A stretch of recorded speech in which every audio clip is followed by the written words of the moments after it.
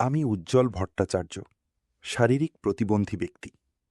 IT চাম সিলেট প্রতিষ্ঠানে creative head হিসেবে কর্মরত আছি। 2026-27 অর্থবছরের বাজেট আমাদের জন্য কেবল সংখ্যা নয়, এটি আমাদের বেঁচে থাকার অধিকার, মর্যাদার প্রশ্ন এবং অন্তর্ভুক্তিমূলক বাংলাদেশের প্রতিশ্রুতি। আজও এই দেশে প্রতিবন্ধী শব্দটি ব্যবহৃত হয় এমনভাবে যেন আমরা মানুষ নই। তাই প্রথম দাবি, রাষ্ট্রের সকল দাপ্তরিক ভাষায় প্রতিবন্ধী নয়, প্রতিবন্ধী ব্যক্তি শব্দটি বাধ্যতামূলকভাবে কার্যকর হোক, কারণ ভাষাই সম্মানের প্রথম দরজা।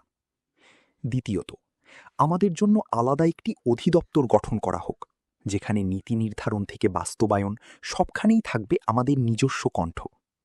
তৃতীয়ত, প্রবেশকম্যতা বা অ্যাক্সেসিবিলিটি হোক মৌলিক অধিকার।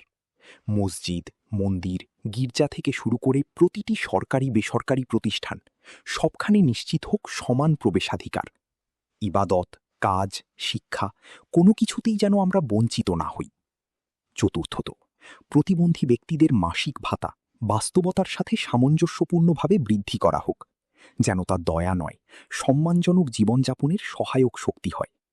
এবং সর্বশেষ, জাতীয় সংসদ সহ প্রতিটি সিদ্ধান্ত গ্রহণের স্তরে আমাদের কণ্ঠস্বরকে গুরুত্ব দিয়ে বাস্তবায়ন করা হোক, কারণ আমাদের ছাড়া আমাদের নিয়ে কোনো সিদ্ধান্ত নয়। এই বাজেট হোক সহানুভূতির নয়, অধিকার প্রতিষ্ঠানের বাজেট, কারণ আমরা বোঝা নই, আমরাই এই দেশের সমান মর্যাদার নাগরিক।